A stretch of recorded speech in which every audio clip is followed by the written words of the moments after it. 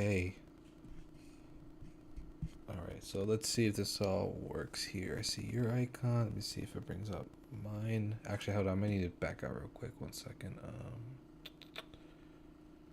Let's see. Okay, there you go. Now I see myself in there. Cool. Yeah, see we're live. Let me check some audio real quick. So, Right, right. do you wanna get it Yeah, started I'll first, I'll or? I'll handle the YouTube stuff. All right, cool, cool. Let me see what we got here. See how it looks. Yeah, so let us know how we sound. Welcome to anyone who is joining us right now.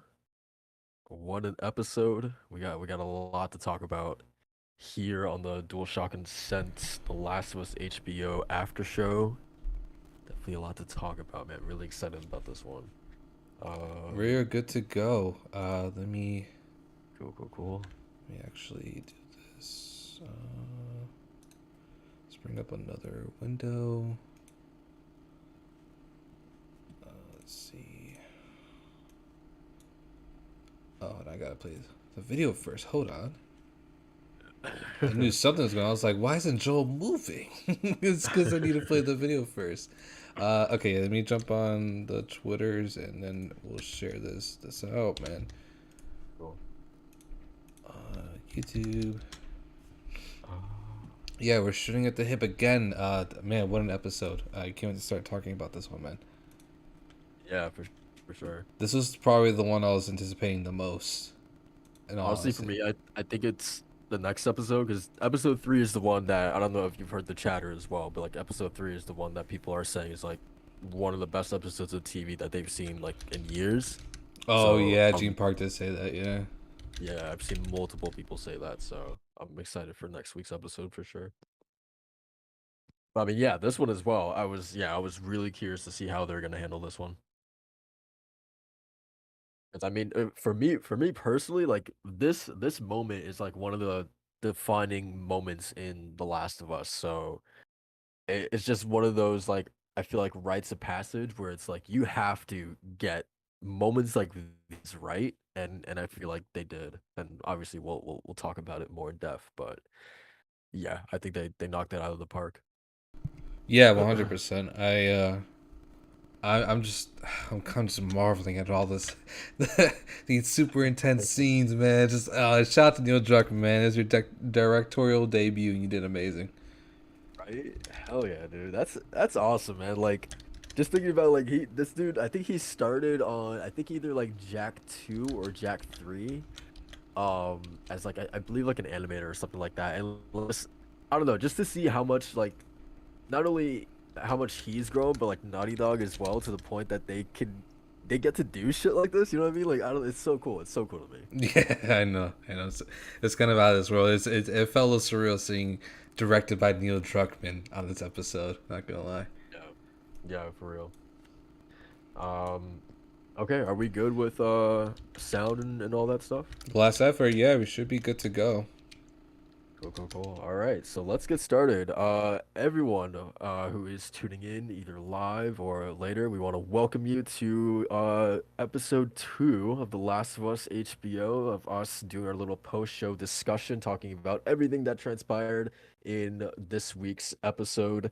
I will be your host, Soul, the connoisseur of anime wife, who's joined by my co-host for this week. We got Macho here. How you doing, man? Yes, sir. I'm ready. That we're doing good, man. It's we're way past Macho's bedtime, but we're gonna make it work because it's worth it for The Last of Us. For sure, for sure. We won't be here too long anyway, but yeah, I mean let's just jump into it. I mean, I guess overall sort of big picture thoughts. How did you feel about this episode? So this one was a little bit more slower than the first episode, and rightfully so. It honestly, you said it before, where like the moments in this episode had to hit because it really kind of sends off for like the rest of the game. It gives Joel motivation. It brings into light of what Ellie is about and what's going on with her. So there's a lot packed in this episode, and I was all for it, man. I thought it was well paced. again, I just love Bella Ramsey as Ellie. Like that's like now synonymous for me. As Ashley Johnson is Ellie, now Bella Ramsey is Ellie too. And Yeah, absolutely. it's honestly a marvel to see. I'm so glad we could actually be here and witness it. Like I'm glad to be alive for moments like these. I'm not gonna lie. I mean that's a good point that you bring up because I feel like there has been some not too vocal, but there has been some discussions of people saying that like they aren't convinced of Bella Ramsey's Ellie just yet. And I feel like if this episode didn't do it for you, then it's never gonna do it for you. Because I feel like this was as convincing as it possibly could have, especially the what's funny is that we got in one of the trailers the scene of her making like pretending she was like a clicker and making the noise and Tess being like don't and Ellie's like yeah okay, we got that in one of the trailers and like for whatever reason it didn't work for me then, but then actually seeing the full scene play out They here in do the it. episode, it totally worked for me and I actually found that scene really really funny. Yeah, it was a little bit more of a chuckle than what you got from like a snippet from a trailer. Yeah. Yeah, exactly. So yeah, I mean, just like little moments like those, I think really, really worked for me. And then, yeah, and then even like seeing her do the whole like pretending she was like a hotel like concierge or whatever, like working behind the desk at the hotel, and she was like doing like the voice impressions of like the two people or whatever. I was like, that's totally Ellie right there. That she literally did something like that in Last of Us Part Two in the whole dinosaur, museum thing or whatever. With Joel and when she had like the little fedora thing or whatever in that flashback, like that's literally something that she did in that game. So it gave That me. was in the first game actually. Oh, really? Yeah, that was that part specifically. I mean, it was. I think it was a little farther into the first game. It was way after Bill and Frank, or Bill and Frank's, but Bill's town. It was after Gotcha. then, and then she did the exact same thing where she went to concierge, just kind of acted like she was like, a patron coming into the hotel, and then all that kind of stuff. So it was more of a callback to that than I think what you're briefing, but it was it was one of those things that kind of threw me. I was like, wait, that's way later in the game. I'm like, wait, I'm not watching the game anymore. I'm watching the show. Definitely, definitely. Yeah, but it just absolutely worked for me. But yeah, I mean some other things. I mean, should we what do you want to dig into first? Is there any specific scene that you want to jump into first or what? Yeah, well, I mean, Anthony Moreno, thank you for actually jumping in the chat here. And Flame, welcome everybody, welcome. Anthony actually asked an interesting question. We can kick it off our discussion here. Is how we feel about the opening sequence here with with starting in oh god, I'm blanking on the name right now. Jakarta, Indonesia. Yeah, Jakarta. We're getting some background on the actual start of the outbreak. Right, right. I really like it. So similarly to how the first episode, like in that opening scene with the whole talk show, and then it's like just how chilling that scene is, like hearing about this thing like actually being a possibility, in their world, and then just how chilling that scene felt, and then how it ended, when the guy is like, so if that were to actually happen, then we lose, right? And then the guy's like, we'll be right back. And in this opening scene, I felt kind of the same sense of dread when the lady is like, we need to just bomb the entire city.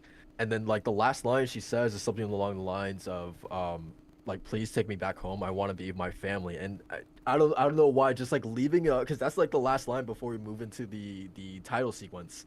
And it's like just leaving it off like that, like really, really worked for me. I loved just leaving it again because it feels like they've done it two episodes in a row, or they just kind of leave you off feeling awful. You know what I mean? Like feeling like there's just like absolutely no hope. Yeah, that's why I was kind of really taken back when they asked her, "What should we do?" And then she's like, "You're gonna listen to me. There's no vaccine. There's no medicine." And he's like, "Well, what's our next step?" And she's like, "Bomb." I was like, "What?" And I was like, "You know what? That would actually be the most rational conclusion to make, considering that we're dealing with something that we never dealt with before and possibly can't even counter." That was just so brutal. It was so brutal just for her to answer like that. I was like, Jesus, okay. Yeah, it was honestly, I love these kind of like openings where they're giving like a really much of like there's no hope left kind of thing, and Right. it's setting the tone, right? It's absolutely setting the tone. That's why kind of Ellie is like our bright light here because she's so naive to everything that's going on. I mean, Yeah. you just brought up the point before where she was like making the clicker sound, just joking around, but they're like, no, don't do that. Yeah. And then also like that scene more than anything it really really gave me Chernobyl vibes of just like um characters who are put in a situation where they can't sugarcoat anything and they can't be like no nonsense about this situation and I mean just all the respect to her for recognizing that like yo there is nothing that we can possibly do except try to contain this for the rest of the world as much as Mm-hmm. we possibly can. And she went with what I feel like is like the most realistic option. So I just love again just how grounded and realistic because like you could actually see if we were ever put in a situation like that, um someone in that similar position of power making having to make a difficult call like that, but a realistic call like that, you know? So yeah, I Yeah, 100%.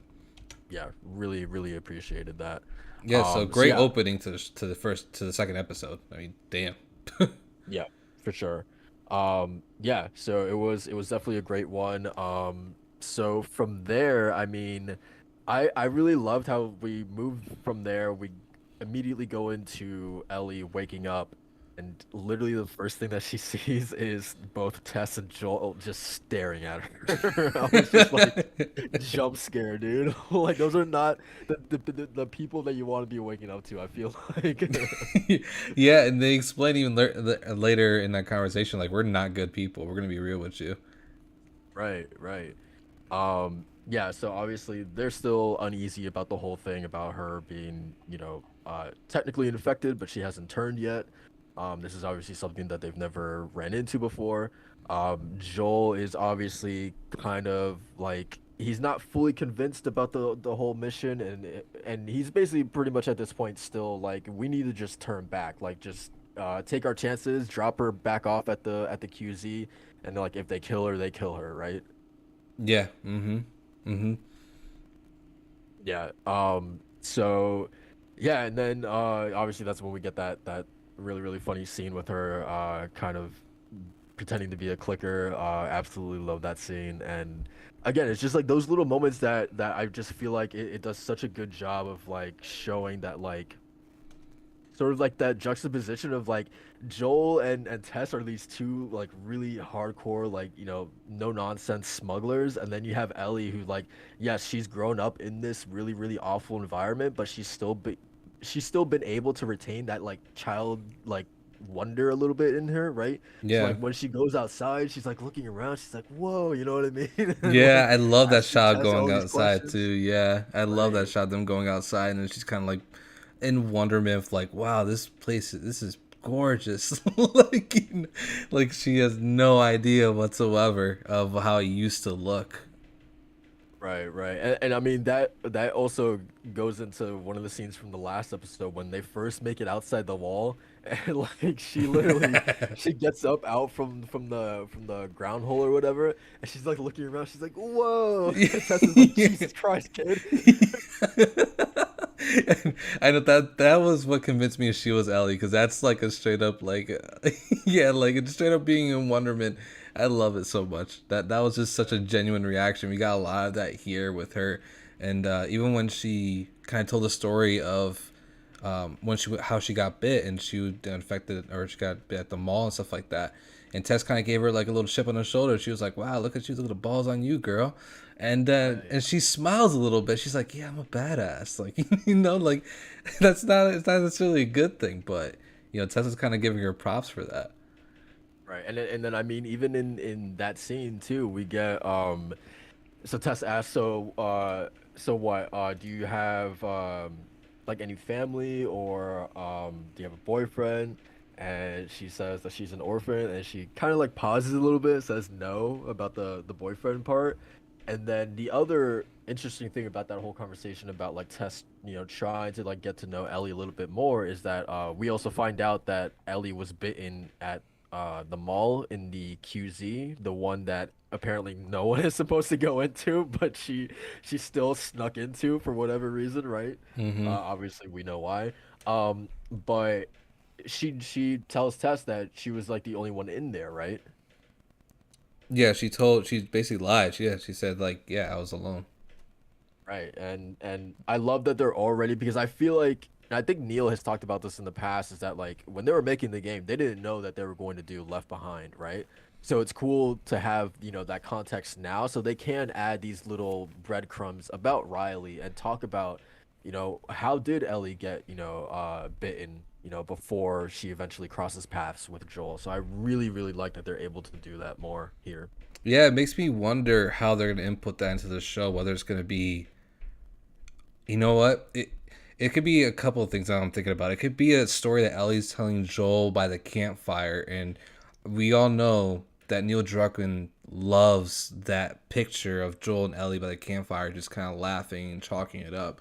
I wonder if that's like a future episode where that's just gonna tell a story about Riley, or maybe it's just gonna be an opener to one of the episodes, and then she wakes up like from a nightmare or something.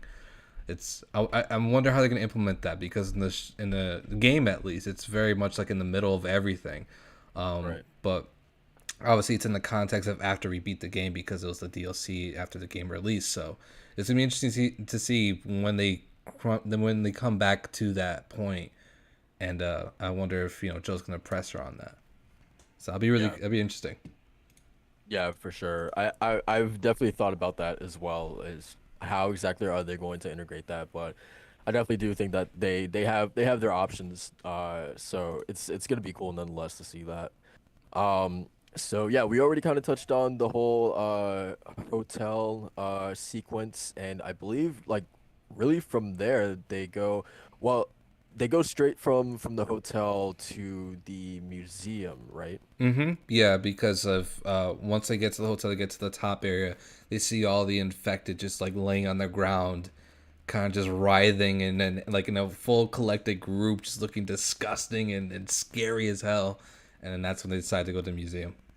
Right, right, right. Would And you? also, One quick. I want to ask you about that. yeah, go What ahead. What did you think about just that crowd just kind of like lay in there because they set the foundation there where Tess is saying that if you step on the spore, they're all gonna come running to where that location is. Oh, see, so that I didn't pick up on that. That's very interesting because I was wondering, like, damn, okay, so they were able to hear, I guess like what the gunshot that Joel killed that one infected in the state house, and they were able to hear that from so far away. But okay, so what you're saying makes a lot more sense then. Yeah, she was saying that once you either step on the spore or whatever the case may be, then they just come flocking to it because the actual fungus runs under the ground. So that's Oh. that's how like it kind of like do it can kind of flag its bat signal, be like, hey, come over here, it's something got destroyed or whatever. But that's how they were able to like literally just get up from the ground, just start running right towards where the last place where Tess, Joel, and Ellie were. Gotcha. Yeah, okay. That makes a lot more sense then. Um, But yeah, yeah, yeah, it's and then I mean we so like I mean after that, I mean we can kind of, tying into seeing all those affected on the ground, we can move into like as they're going to the museum and going up the stairs, just seeing the like bodies sort of like caked into the walls and like the fungus like looking literally like veins crawling up the wall, not crawling up the walls, but you know what I mean, like on the walls, just like looking like veins and stuff like that. I just think from like a practical sense, it looked so good, dude. How did you feel about just seeing like the doors and the walls and the stairs and the people who are like stuck into the floor with like, the fungus like tendrils sticking out of their heads and things like that? it was gross. Yeah. It was well the pre post production part of my brain for like these sorts of things. I'm like, wow, they nailed it. They absolutely rocked this entire set, and like just setting up the entire piece. I can't imagine being an actor and like walking onto that thing and being like, yo, this is crazy how they actually set everything up. But from the cinematic standpoint, just watching the episode, I was so sucked in, because this is a place that was completely destroyed and just inhabited by infected, and it makes you realize why they didn't want to go this way in the first place. Yeah, yeah. What did they say that this was like? It was either the short or long way, or like the long way and the way that gets you killed, or something like that, right? Yeah, yeah. That's when Ellie just goes off. She's like, "Oh well, knowing that little bit of information, let's go the long way." So Right. Yeah, so I mean we go from there, and I mean let's talk about, I mean obviously the ending of the episode was a standout, but man, dude, this museum scene, um horror movie of the that year. I mean like dude, tell me the moment that you hear the clicking, right? I'm immediately like just clenched, dude. Like I'm like, oh no, bro. Like I'm crying, bro. I'm trembling. I'm pissing my pants, bro. I'm like, God damn, dude, it was so good. I'm telling I, you, I just I man. just I just I love it. had PTSD. I had PTSD just hearing all that. Just really quickly, and I'll throw it back to you. It's just like I love how, like, in terms of like an introduction, because like for a lot of people, this is, they think it stops at the runners, right? They think that's the worst it gets, right? They don't even know about the clickers, right? So like I just love, in terms of like an introduction for those people who aren't familiar with the source material. It's like we're not even going to show you what they look like at first. Let's just give you what they sound like first, Mm-hmm. and then we'll give you the true. If you thought that was scary, no, no, no, no. Just wait until you actually see them, right? And they oh my god, they were forced to be reckoned with, man, because I thought I was just scared just from playing them in the game. But eventually you kind of get numb to all of it. But dude, in this show, it just sparked an innate fear that I had for the clickers. And I not even knowing like how like the sound was made, because I love the behind the scenes for Last of Us stuff like that. I know how the sound is made. I know it's Snapple bottle caps being pressed a bunch of times and then eventually filtered through a sound cue. It still scared the shit out of me, dude. I'm not gonna lie, man. This was like so unnerving, and they were hella strong. Like I was like, yo, gunshots ain't gonna do nothing to them. Like it, I honestly felt like it was hopeless for them in that moment. And again, I played this game so many times. I know they get out alive, but geez, man, it was so unnerving. But I had to ask you, so Yeah. the face reveal for the clickers. So good. So good, dude. Like, because I think I'm actually like trying to watch it too, like while I'm doing this. But okay, so the way that they did it was right, because they're all hiding behind that display case, and it's Ellie's like kind of, she does like a little bit of like a gasp once it kind of like gets a little bit close to them, and then that gasp is what immediately alerts the clicker to their position, and then that's when you get the face reveal, and just like, good lord, dude, like we said this when we first saw in that first trailer, and I'll say it again here, like the clickers look so damn good, dude. Yeah, and we got this sort of face reveal twice when, with the moment you're talking about, and when Joel was loading his revolver, and it turns the flashlight over. Yeah, yeah, it was, both of them, man, just looked so, and I'm so glad that they went practical. So glad they went Oh practical, yeah, because it's yeah. like, yeah, you don't need to CGI this. No, absolutely not. It's one of the reasons why the Lord of the Rings movies, even the Rings of Power show, really works with the orcs, because all of it is makeup and costumes and all that kind of stuff. So seeing Neil in like a behind the scenes photo direct like a clicker on where to go or something like that, that was super cool, because someone had to get in that suit, had to get in that attire, and had to put on the mask and everything. And oh man, I wonder how they were actually seeing through that mask. Now I'm thinking about it. That's so cool. Right. Yeah. So cool. And then another thing, dude. Like, I don't, tell me if I'm tripping here, but why was Joel unloading a goddamn clip into the clicker's goddamn gut, dude? I was like, Joel, come on, aim for the head, Oh no, not this the I'm run, not. bro. This man's a stormtrooper in real life. You gotta remember. We know he was a Mandalorian, but he was actually a stormtrooper. He I got no guess name, so. man. I guess so, man. I was like, what are you doing, man? Come on now. Um, It could have been his age, man. I don't know. They might chalk it to be his age, because Tess did say before, exactly. She's like, go up these flights of stairs with our knees and see how you feel, Ellie. And I was like, oh, okay. Right, that's a good excuse right there.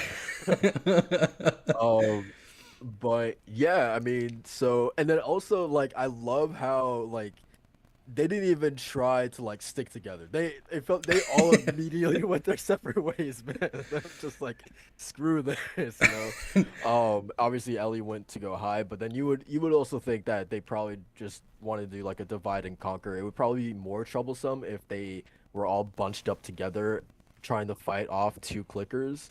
Um, and also kind of like to an earlier point that you were making, like I felt like, I mean, don't get me wrong, in Last of Us Part 2, like I still feel like the clickers are like a force to be reckoned with, but like here it just felt like like one, if you're fighting one by yourself, you could do it, but like two, like I don't know, they really felt like a problem. You know what I mean? Like Oh I yeah, like they weren't just like The Walking Dead, where it's just like, oh, they're just fodder. Like most of the zombies in that show are literally just fodder. You can shoot down 10 and without sweat, basically. But like it feels like you really have to work hard just to get a single kill against one of these things, right? that's a really great point of why I was feeling so intense during that moment. Because you're right. Yeah, when there's at least 2 to 3 clickers, you have an issue. You have to actually plan in the game. That is, what strategy you're gonna be doing, and how many shivs you got in your pocket. Right, your all that stuff is going through your mind when you see at least 2 to 3 clickers in one place at one time. So I can imagine for them, where they the thing is, the scene kind of tricked me up too, because I thought we were just dealing with one, and Oh then yeah. the clicking noise came from another direction. So there's two, and I thought that there's like another one that's coming on. So I was like, wait, so we deal with 3 clickers now? So thankfully it was just only two, because Yeah, for sure. if there's a third one, man, they will not have gotten out of there alive. Oh, for sure. And then I loved how actually, so there was two like video game moments so like the first one was obviously the patented Sony boost, right? When they were at the hotel and Joel gave Tess a little boost to get into like the crevice or whatever. So that and then I didn't when Joel spot was that. fighting, Oh man, oh, you didn't see that? no, I didn't see that. Yeah, that was earlier when they were at the hotel. When Tess needed to like go around to like unlock the door or whatever. Hmm. Um, yeah. So that scene. And then this one, like, because like whenever you're fighting clickers, like you always have to like take a brick or a bottle or whatever and throw it to distract them. Throw it against glass or whatever the case may be to get them looking in the opposite direction or just to give yourself some breathing room. And here, Joel, I forget that he like threw something against like a glass display and shattered the glass, and that was what gave him some time to kind of reorganize himself, hide behind a display case, and then reload his revolver, right? So Hmm. it really felt like, oh yeah, I would do that exact same thing in the games, right? So that was cool to see. Yeah, absolutely. It was. I think someone mentioned too, that I'm like kind of scouring through Twitter, that they did the animation for the backpack in the game, and like I didn't even register that. It's literally just Joel swinging over his backpack. But Oh yeah, these little yeah, callbacks from to the game are really hidden. I gotta pay more attention to it though, because you caught a couple things already that I didn't even catch. So. yeah. Um, And then so yeah, so I mean we get out of this. One thing that I do like is that and you correct me if I'm wrong here, but I feel like when Tess originally got bitten in the 2013 game, it was kind of like that was more shocking because it was a little bit more ambiguous, like okay, but when did that happen? You know what I mean? Like it just kind of like happened, I feel like. But then here it's like you see all this happening in the museum and you spend a lot of time without her. Like she is off screen for a while Joel is doing his thing. Then when he reunites with Ellie and they're fighting off one of the clickers, right? This Hmm. whole entire moment, Tess is gone, right? So while all this is happening, I'm thinking, okay, so this is definitely where, she probably got bitten, at some point, and they're not going to show it obviously, but yeah, since she's been by herself for so long, you can assume Oh yeah, she's probably got bitten, or this is the point where she gets bitten. So, did you feel that way too, or do you think the game handled that better, or do you think it was like a little bit more clear here in the series, or what? Yeah, it's tough because for people that play the game and know the story so well, we already know what happens. We know how that kind of goes about. But I think what they did here, they made it in the show at least more obvious because of Tessa's reaction once they get out. She has like an emotional reaction to Joel when as we see Ellie bit for the second time or scratch for Right. whatever case would be. And then her reaction to Joel, it's like, can we just take a win? Can we just actually be okay about like we got out alive? And then I was like, okay, that's one indication. And then when she's putting her head down, I'm just like, okay, yeah, okay. Yeah. They're kind of chopping up a little bit more, but I like how they still served it as this is Ellie's moment, right? This is the moment where Ellie the pieces of the puzzle together, and figures out that Tess was bitten.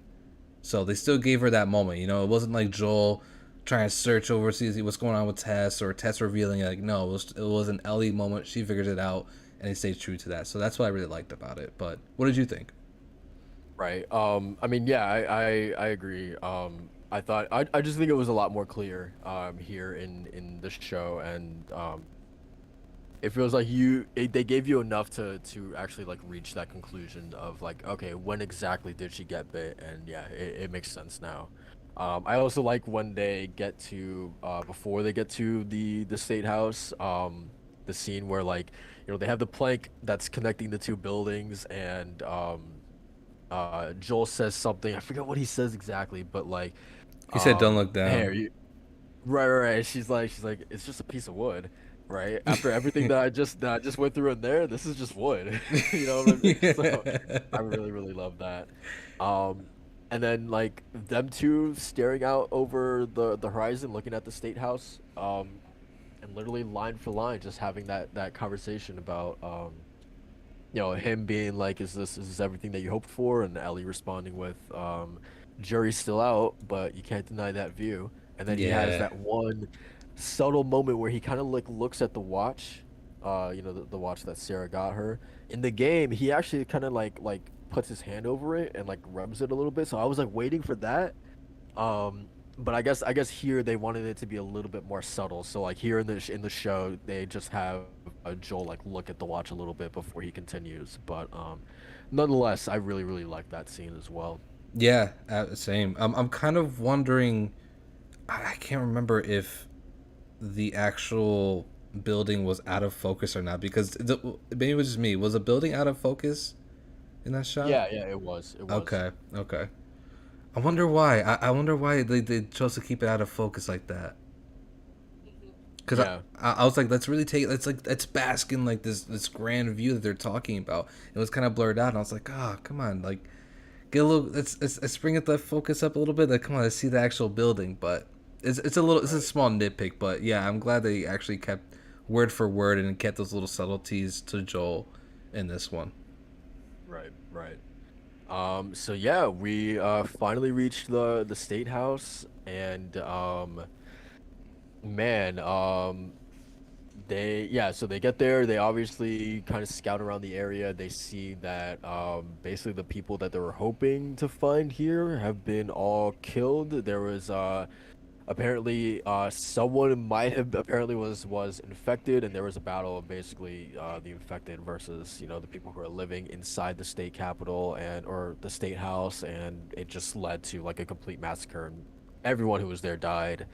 um and then like I don't know about you, but like one of my literally this is one of my favorite scenes in the game is like just seeing the desperation and tests of like it just feels like this is like maybe the last bit of good that she can do in her life before her time runs out. So like she wants to do everything she can to ensure that she gets Ellie, to the place that she needs to be.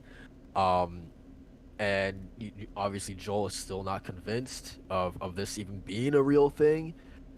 And you kind of see Joel being like, what are we doing here, Tess? Like, let's just go home. Like this isn't us, right? And then, like you said earlier, man, Ellie is the first one to notice that, oh shit, she's infected.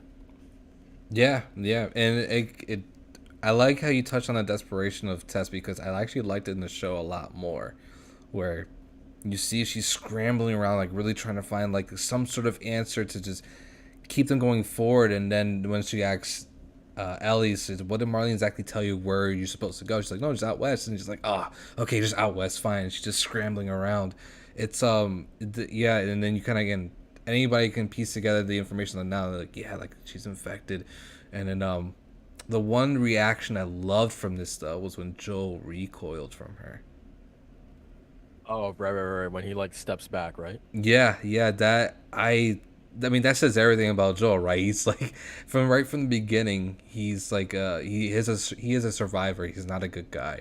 So the fact that he hears that one of his closest quote unquote friends slash girlfriend, right, is infected, and Yeah. the first thing he does is not like, you know, have any sort of emotional reaction other than the fact that he's like stepping back, like get away from me. Like that was See, I can't imagine what she was feeling, you know? see, I think that maybe why I felt differently about this scene is because like I was like generally I love how this scene ended more than like how we got here, or if that makes any sense. Because in the game, I feel like the dialogue in that scene in the game is like just pitch perfect, man. Of Joel just being like, so Tess basically starting off like, guess what? We're shitty people, Joel. Like it's been that way for a long time or whatever. Mm-hmm. And Joel, argues back and says, "We're survivors, Tess."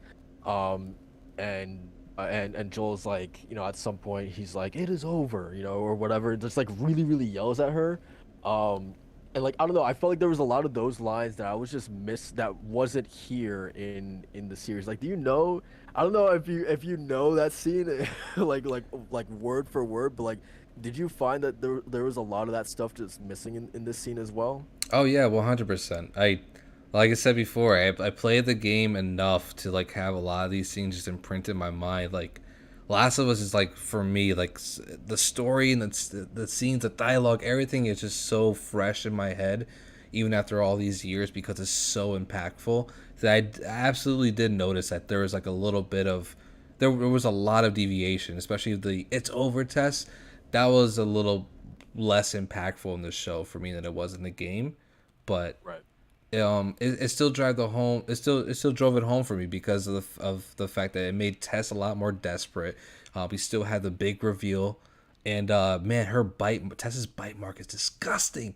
It's way So more, disgusting. it's way more disgusting really in the show than it is in the game, and yeah, I don't know how they could really top that scene other than kind of interpret it in their own ways. I think they did an amazing job of it though. I was locked in. And to your point, I feel like even like in the game, Tess was the one who recoils from Joel in the game, where Mm-hmm. she kind of turns around from or turns away from him, and that's when she says, our luck had to run out sooner or later. This is my last stop, blah blah blah. She turns away from him, and he goes to her, kind of like touches her arm to like pull her back in, and he's like, "What do you mean?" And then she pulls away. She's like, "Don't touch me," but like in a really like sad way, right? Because she obviously knows what's going on. But like I feel like just like stuff like that, I really wish I got to see here. And then after, she does the whole thing of like lifting up Ellie's arm to show, the bite mark and saying like, this was 3 weeks ago. Mine was an hour ago and it's already worse. This is fucking real, Joel. Like that whole entire part as well, I really wanted to see. Mm-hmm. Um, and then after she says that to Joel, she like goes closer to him, like literally like face to face, and she says that there has to be something here between us, for you to like want to do or something along those lines. Like there has to be something here between us, and like I really wish we got that too. So like I don't know, it's that tricky thing of like there's some parts where like I want to be like a one-to-one exact adaptation, right? But then at the same time, it's Yeah. like yes, I do want to see them take things into like new uh different ways and play around with the original dialogue and update it or do something new and different with it at the same time, right? But it's tricky to find that balance, man. I feel like they can't win with me, but regardless, I really love this scene. No, I hear you because one of the one of the scenes that very small but that stands out to me in that entire sequence is when Joel and Ellie leave, and then Tess just kind of takes a step back, and then she breathes out, like she's Yeah, ready to like take on whatever's coming. Is Fedra coming? You know, it's not infected this time. It's Fedra in right, the game, so she's right. ready for a shootout. She's ready to go out guns blazing. And Ozzy's a lot different here, and I actually love the change in the show. But yeah, there's like that little breath that she does that like tells me everything I need to know that she's ready to die kind of thing. We didn't get that. We got a much more horrifying death for Tess here. Um, Dude. I have to ask, It, what did you think, man? I was I was like, okay, so honestly, I feel like I needed that felt like the cherry on top because like to be frank, I for whatever reason like maybe it's just because I'm familiar with the source material and I was like, yes, like this is sad that this is happening, but like I wasn't like tears rolling down my face sad at Tess dying like I was in the game. Um, but just for whatever reason, like the way that it ends up happening this time around, the way that she goes out of just like literally standing there watching herself, like watching the literal like fungus tendrils probably going down her throat and just standing there and just having to be like helpless as it's happening to her, right? For whatever reason, that to me hit me way harder than her just in the game, fighting Fedra. You know what I mean? Yeah, Um, it honestly reminded me of and I wonder like what do those tendrils do as soon as they like go into her mouth? Like I wonder if like does it just like immediately like paralyze her or like you know what I mean? Like I do wonder like yeah, why did she just stay still that whole time? But I don't know. I feel like there's a lot of possibilities with that. But it honestly reminded me of this. I think there's a side quest in The Witcher 3 of like this girl who drunk some kind of like potion that made her paralyzed in the body. I forget the specific details, but it was like she needed to appear like dead for some specific reason. However, because nothing ends up going right in the world of The Witcher, the potion ended up lasting a lot longer. So she's like literally like laying in like the basement of this like old abandoned castle, and eventually rats come. And she is literally like she's awake, she's conscious, but she can't move her body because she's paralyzed because of this potion. So she's awake watching literal rats like literally eating her body, and she can't do anything about it. She eventually obviously succumbs to the wounds and dies, but it gave me that vibe a little bit of like her literally just being conscious, watching herself being like infected. You know what I mean? Like it just gave me like the goosebumps, but like in the worst way possible. You know what I mean? Like it was awful, dude. I mean, that was beautifully said. First of all, because like you're encompassing everything that we're feeling. But honestly, I felt even more hopeless the fact that she couldn't get her lighter go on. I'm like, oh no. I do. I was like, are they not gonna? Is she not gonna be a savior here? Or they're just gonna let her die and not have any sort of like ways of helping Joel and Ellie escape even more? Like, oh my god, that would be Right? so horrible. Like, but then she finally lights it up, and then she incinerates a whole bunch of clickers, which is in or just infected. It was such a great scene. I love that. But yeah, I was on the edge of my seat. 'Cause I was just like, dude, I don't know if she's gonna actually light this lighter, man. She's probably not gonna make it in time. Um, Yeah. and real quick, I wanted to mention too. That was, I think this is the first time we've seen a more mutated infected, right? He had half of a normal face, and all the other half was kind of already blown out. Um, I think I so. think it was the Yeah. first time we've seen it, and dude, man, again, props to the effects and the costume designs and prosthetics and all that stuff they're doing because they are absolutely nailing it. I didn't think for the life of me that they can actually replicate what they had in the game because obviously in the game they worked their magic, but in the shows it needs to be a lot more convincing. And dude, it was they absolutely nailed it, and it was just disgusting to see the tendrils just mute like just move out of his mouth and into hers. Like, oh my god, dude, what what do you do? Because she runs, she's in the event, she's gonna get caught and then ripped to shreds by the other infected. So she just took it there, man. Ah, it was so horrifying. And that kind of like with the introduction of the tendrils in general, like I feel like it opens up a whole can of worms in an interesting way. Is that like I'm curious because I and correct me if I'm wrong, if they've ever really touched upon this in the original game, because I know this is like a classic zombie genre trope, is that like if you get bitten, you kind of become like less noticeable to like the other zombies, right? They kind of like start seeing you as like one of their own. I think Yeah, that's like the big like gimmick in the show Z Nation is like this character who's been bitten.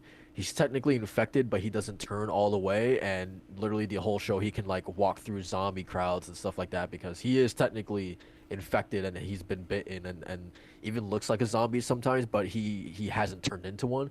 And so like I wonder if like I thought it was gonna go in that direction because like yes we see the bite wound obviously, but like the way that all the runners were just going past her, right? They didn't even like notice her except for the one at the end, but like even that one was just like walking up slowly to her.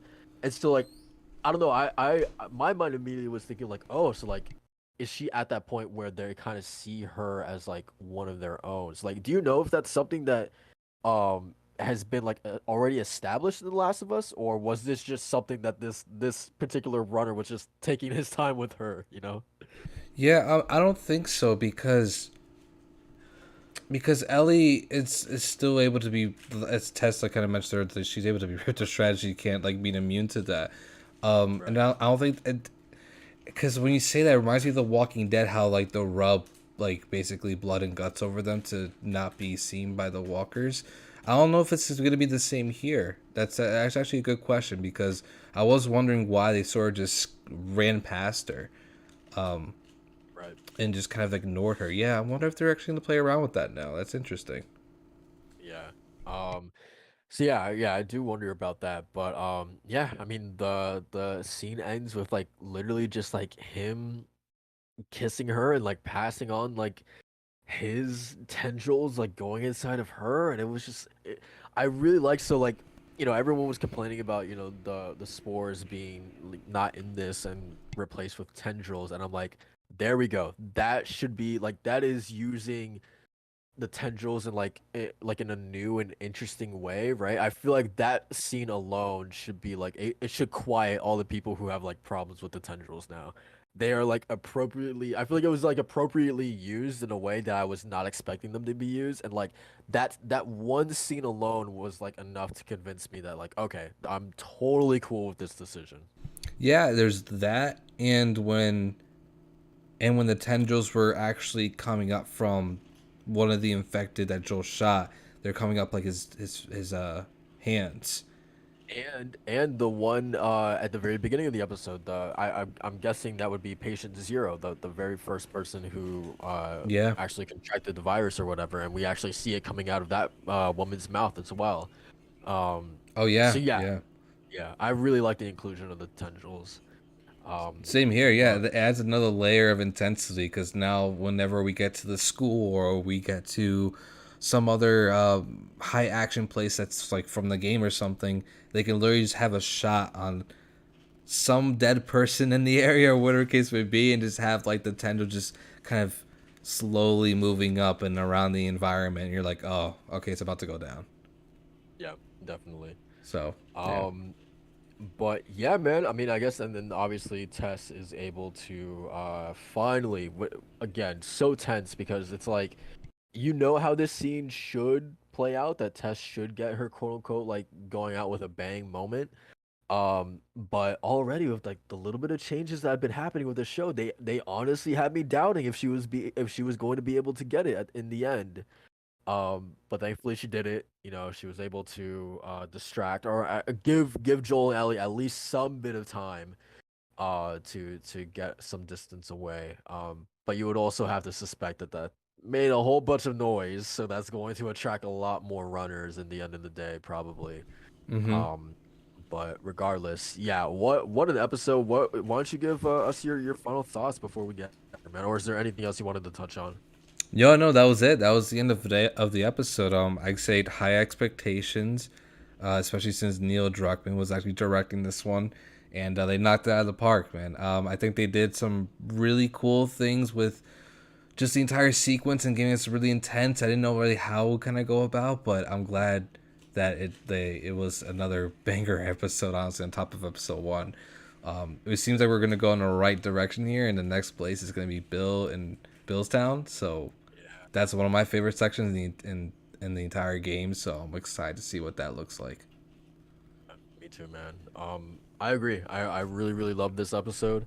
Um, just spending time with. I mean, it feels like now we are in the sort of like I don't want to say like out of like the tutorial section, but it feels like now we're in the proper like the meat of the game now, which is Joel and Ellie now together going from place to place. Now that Tess is out of the picture, so yeah, it definitely feels like the ball is definitely rolling, on this whole journey, and I'm excited for what's to come. Very excited for next week because next week is supposed to be a hell of an episode, a really really emotional episode.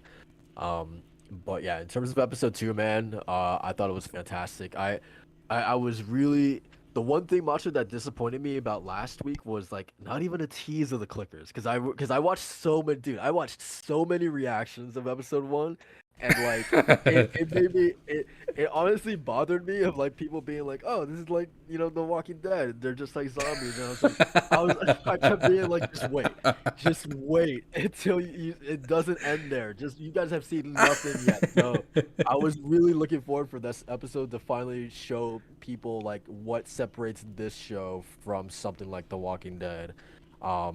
Because we know that there is way more to it, and I'm glad that we finally got that out of the way for those people. But other than that, it was just a great episode. What a great two episodes, man. Back to back bangers for sure. Yeah, I'm gonna have to hear from my parents though because I swore to them that it's not scary, and this is probably the scariest episode yet. Definitely, definitely. Oh man, I'm gonna hear it from my dad. He's not gonna like that. But yeah, that's gonna do it for us guys, for the DualShock and Sense crew. I want to thank everyone who joined us today and listened to us just spitball and break down episode two of The Last of Us on HBO. Um, so yeah, don't forget to like, comment, and share out this little post show discussion. We really enjoy doing these. We will try our best to continue to do this right after the show airs, but that will be a little bit flexible as time goes on. But we'll try our best. We'll try our best. Um, but yeah, we are gonna get out of here. We will see you guys next week for episode three. Until then, peace out. Yeah, remember hit that like button, subscribe.